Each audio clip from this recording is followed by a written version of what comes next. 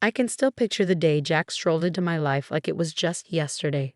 I was in a tiny cafe, sipping on their cheapest coffee and trying to sort out my thoughts. Then he walked in, looking like he stepped out of a movie scene. No fancy lights or music, just the jingle of the doorbell and the smell of stale coffee mingled with his aftershave. "Mind if I sit here?" he asked, flashing me a charming smile and pointing to the empty chair across from me.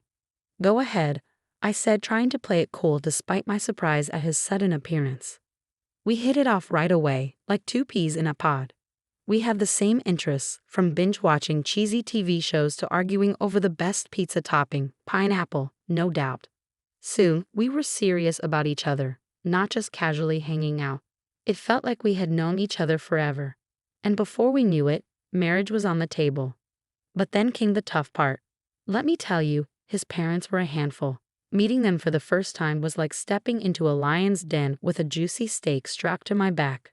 They had this way of smiling while silently judging you, deciding if you were up to par or not. "You're the one Jack can't stop talking about, huh?" his mom said, her tone more frosty than friendly. "Yep, that's me," I replied, trying my best not to let her intimidating aura get under my skin. His parents wasted no time in expressing their desire for us to sign a prenup. I wasn't interested in their money, but their approach left a sour taste in my mouth. "I'll sign your prenup," I told them. "But here's the catch. If one of us cheats, the cheater owes $200,000. Jack looked stunned, like I'd slapped him with a wet fish. "Babe, I'd never cheat on you," he insisted, his expression dead serious. "Yeah, well, my ex said the same thing before I caught him cheating," I shot back. It was either this deal or nothing. Jack eventually agreed, though his parents didn't seem too thrilled about it. We figured that settled the matter, but we were in for a surprise. One evening, we were cozied up on our old squeaky couch. We always talked about replacing it, but it held too many memories to let go. The TV droned on in the background, but we were too wrapped up in planning our dream trip to Switzerland. We knew it would stretch our budget thin, but we were determined to make it happen. Picture it, Jack. The food, the wine, the art. "We have to go," I exclaimed, excitement lighting up my eyes. Jack chuckled and pulled me closer. "Linda, you had me at food, but let's face it, our bank account is more suited for backyard camping than a fancy trip to Geneva." I nudged him teasingly. "Then we'll save up. We'll cut back on things we don't really need, like your video games." He feigned shock. "Not the video games. Take my shirts, my shoes, even my beloved coffee maker, but spare the games." We shared a laugh. That was us in a nutshell, dreaming big while staying grounded in our simple life. And we were content. Our happiness didn't just lie in grand adventures, it was also in the everyday moments, like Jack's attempts at cooking breakfast on Saturdays. He wasn't a culinary master, but he had somehow perfected scrambled eggs and toast, which he proudly served with his less than perfect coffee. "I'm feeling scrambled eggs today. What do you think?" he'd ask, already making his way to the kitchen. "Only if you promise not to burn the toast this time," I'd tease back, adding, "and I'm taking charge of the coffee." One day, as we tackled the dishes together, a mundane chore that felt special because we did it side by side, Jack broached a topic we'd been avoiding. "Linda, we need to talk about, starting a family," he said, breaking the comfortable silence. I paused, holding a plate in my hands. "I know it's just scary, isn't it? What if it doesn't happen for us?" Jack turned to me, drying his hands on a towel. "Then we'll face it together. But we won't know until we try, right? How hard can it be?" He chuckled, a mix of nerves and affection in his tone. Famous last words, huh? But that's us. Whatever life threw at us, we tackled it together. Even when his mom started dropping hints about wanting grandchildren every chance she got, we handled it. "Linda, dear, when are you going to give me some grandbabies? You're not getting any younger, she'd say, her tone sugary but her message clear as day. I'd hold my tongue, flash a smile, and chirp, "We're on it, right, Jack?" And he'd chime in, "Mom, chill out, okay? These things don't happen overnight." But as time passed, the pressure mounted. It wasn't just from his mom, but from us too. We longed for a family, but it wasn't falling into place as easily as we'd hoped. Since Sophia found a new hobby in making my life tough, our home felt like a war zone. her sharp words the main ammo. It all boiled over during one Sunday lunch meant to be serene and easygoing. Right on cue, Sophia barged in uninvited just as we were about to dig in. The atmosphere turned tense the moment she stepped in, her eyes scanning the room like she was inspecting a battleground. "Well, isn't this a quaint little setup?" she sneered, eyeing the modest meal I'd whipped up. "Quite the effort, Linda. Looks like you've been slaving away in the kitchen all morning." Trying to keep the peace, I mustered a smile. "It's nothing fancy, Sophia. Just something simple and quick. Please, take a seat." As we settled at the table, she launched into her usual spiel. "You know, Linda," Sophia began, her tone dripping with condescension, "I was chatting with Mrs. Charlotte the other day, and she mentioned how her grandson just became a dad. It got me thinking, when are you and Jack going to give me some good news? Time's ticking, you know." My cheeks flushed with a mix of embarrassment and frustration. I glanced at Jack, hoping for some backup, but he suddenly seemed very engrossed in his meal. "Mom, seriously?" Jack finally mumbled, but it lacked conviction, and we all knew it. Undeterred, Sophia pressed on. "I hate to be blunt, but you're not getting any younger. You work hard for your money. Why waste it on Linda if she can't fulfill her basic duties as a wife? Hiring help for cleaning and cooking would be much more efficient, don't you think?" That was the last straw. "Sophia, I'm doing my best here," I blurted out. "It's not like I don't want kids. And as for the house and cooking, I didn't realize marriage came with a job description." Sophia scoffed. "Marriage isn't a free ride, Linda. You have responsibilities, and frankly, you're not meeting them." The air grew heavy with tension, and tears threatened to spill from my eyes. But what hurt the most wasn't Sophia's harsh words. It was Jack's silence. When he finally spoke, it wasn't in my defense. "Mom's right, maybe we should consider getting some extra help around here. It would take some weight off your shoulders too," he suggested. His words felt like a stab in the back. It was clear I was alone in this. In the days that followed, Sophia's visits became more frequent and her criticisms sharper. She'd scrutinize every corner of the house, pointing out any flaw. "You call this clean?" she'd sneer. "Looks like a pigsty to me." Then came the jabs about my appearance. "Is that what you're wearing? A wife should dress to please her husband. No wonder Jack seems exhausted. He comes home to this." I tried to stand up for myself. "Sophia, I dress for myself, not Jack. And he's tired because he works hard, not because of my outfit." But it was pointless. Sophia had made up her mind about me, and nothing I said seemed to make a difference. Jack's lack of support hit me the hardest. Every night after his mom's departure, we'd end up arguing.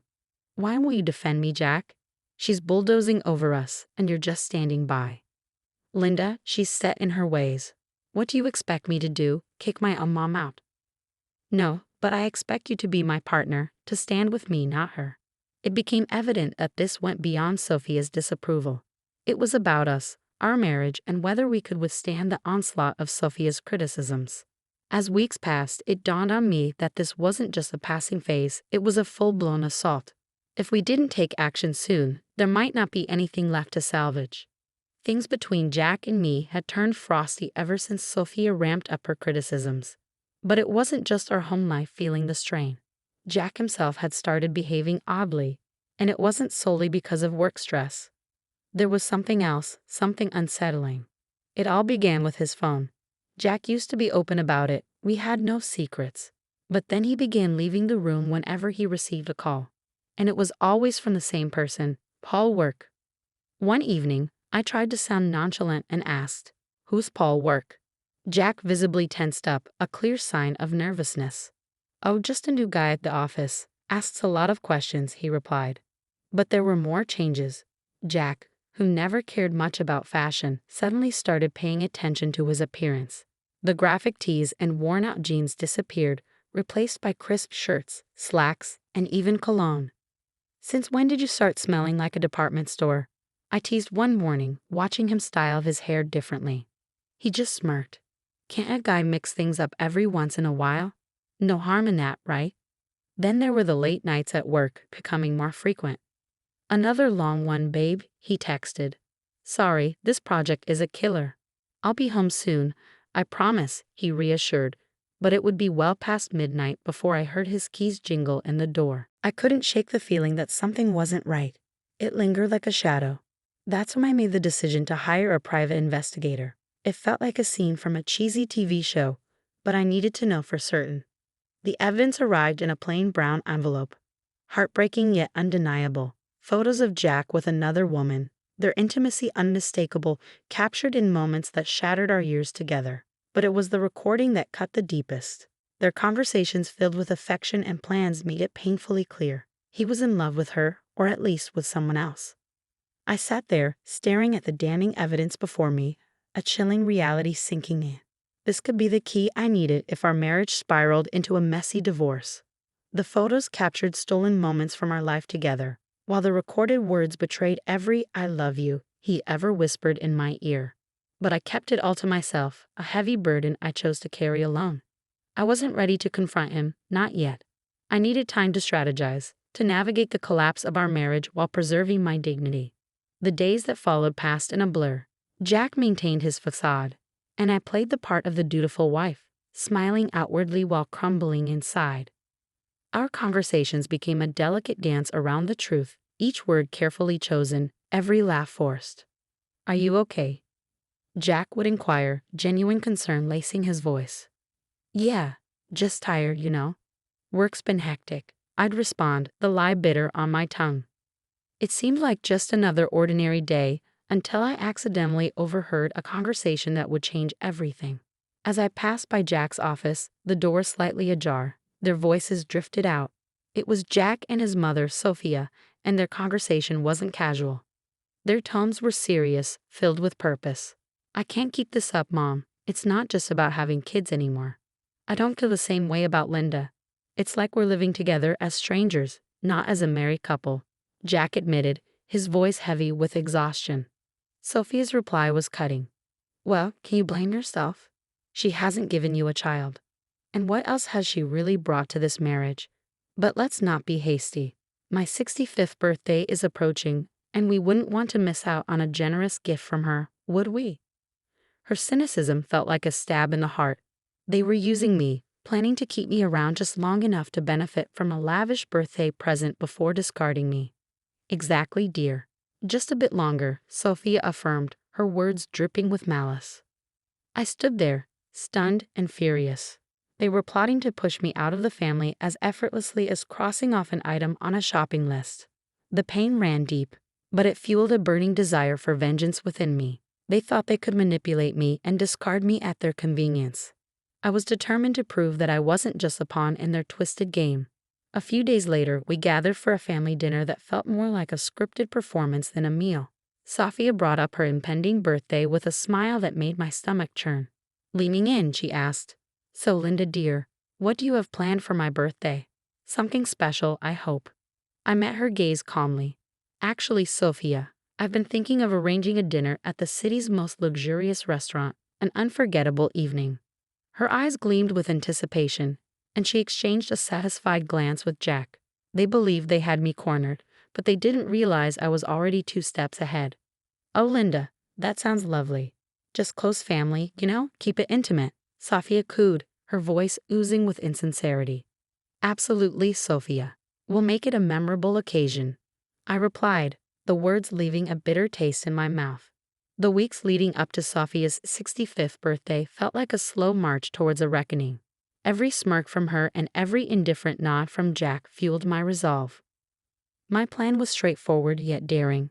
Orchestrate a lavish dinner as a supposed gesture of affection, then unveil a monumental surprise. As with all well-laid plans, the devil was in the details. The night before the party, our home crackled with tension. Jack, oblivious to the storm brewing, lounged casually on the couch, absorbed in his phone.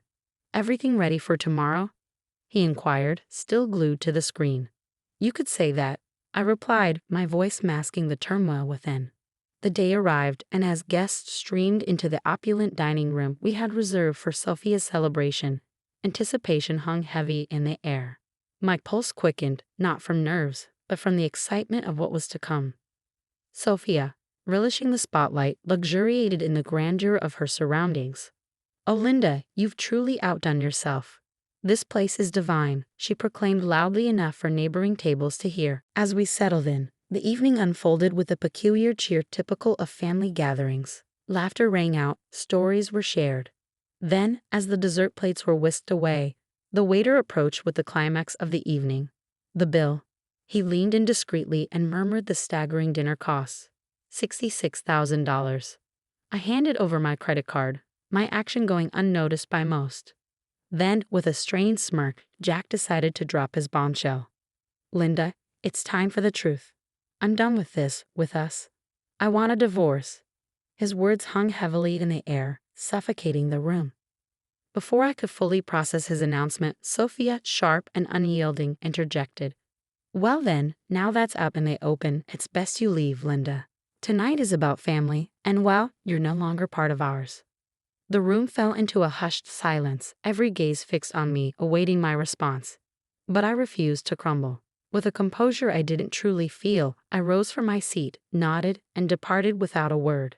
The chill of the night air slapped against my skin as I made my way home, the weight of finality crashing over me in waves. By the time I reached Arno's apartment, I had a plan. I gathered my essentials, my numbness morphing into steely determination. This was the end of one chapter and the beginning of another. As I sealed my last suitcase, my phone buzzed incessantly. Initially, I ignored it, but curiosity got the better of me, and Sophia's voice erupted from the other end. Linda, the payment didn't go through. You need to fix this right away, Sophia's voice demanded. The irony was bittersweet. In my preparations, I had blocked access to the shared account, anticipating it would be Jack's first move. Oh, Sophia, what a shame. But since I'm no longer considered part of the family, as you've made abundantly clear, I'm afraid you'll have to handle this matter on your own. Her indignation crackled through the phone, but it was a symphony to my ears. The ensuing chaos was a fitting conclusion to the charade my marriage had become.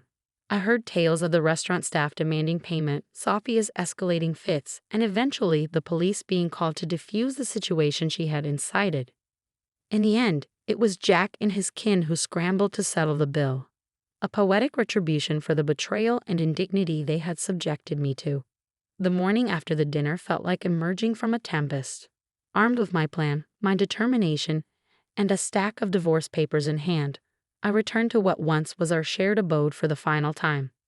The atmosphere was tense, palpable, as if it could be sliced with a blade. Jack and Sophia stood there, seemingly embroiled in a heated exchange. Their animosity toward me seemed to merge into a unified front of fury upon my arrival. You've got some nerve showing your face here after last night, Jack spat, his features twisted in a mixture of anger and disbelief. Quick to echo his sentiment, Sophia hurled her own barbs. Ingrate, you've brought shame upon us in front of the entire city. Do you comprehend the humiliation of having the police summoned on account of your actions? People were laughing, filming. I met their fury with a composure I hardly felt. Shame? Is that your primary concern right now? I retorted, tossing the divorce papers onto the table, placing the incriminating photos of Jack's infidelity atop them. Perhaps you should direct your attention to this instead. Jack's complexion drained of color as he picked up the damning photographs, with his mother looming over his shoulder. Their rage dissolved into shock, then morphed into panic as they comprehended the gravity of the situation. And let's not overlook the prenup, shall we? I pressed on, my voice unwavering. You stray, you pay, precisely $200,000. Sophia's features contorted into a snarl.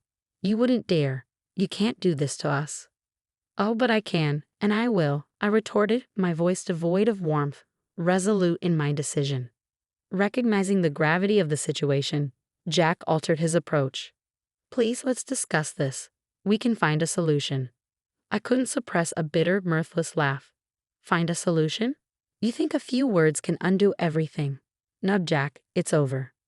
Sophia, ever the master manipulator, attempted to soften her stance, her tone dripping with false concern. Linda, darling, think about what you're doing. This will destroy us. That ship has sailed, Sophia. You should have considered that before. Their pleas shifted to desperate entreaties, their words a frantic attempt to salvage whatever remained. But my mind was resolute. I was done playing the victim, done with their deceit and manipulation. In the end, Jack had no recourse but to borrow money from his parents to settle with me. As I departed from that house for the final time, check in hand, I felt a burden lift from my shoulders. After all that transpired, I was finally liberated. I used the money from Jack to secure a down payment on a modest yet snug abode of my own. It's remarkable how much tranquility you can find in a residence that's solely yours, where each nook feels like a sanctuary away from the tumult of the past. Life is calmer now, and I wouldn't have it any other way. I have a job that keeps me occupied, amiable neighbors who offer nods and smiles, and a petite garden that's entirely mine to tend to. Occasionally, I catch wind of gossip concerning Jack and Sophia. Just the other day, while grabbing coffee from the local spot frequented by the community, I bumped into an acquaintance from the old neighborhood. After some polite chit-chat, they leaned in, lowering their voice, and whispered, "Hey, have you heard the latest scoop about your ex and his mom?" Their eyes gleamed with intrigue. I arched an eyebrow, intrigued yet detached. "Can't say that I have." "Do share." They seemed to relish divulging the news. Apparently, Sophia isn't too thrilled with Jack's new girlfriend. Rumor has it they're quarreling like there's no tomorrow. Puts your situation in a whole new light. We moved on from the topic, but as I strolled away with my coffee, I felt a profound sense of relief. There was a time when such news would have unsettled me, but now it's simply another chapter in someone else's tale. These days, my greatest worries revolve around whether my tomatoes will ripen before the squirrels snatch them, or if I'll ever master yoga without resembling a newborn deer on ice. Life is simpler, quieter, and considerably sweeter on this side of the chaos.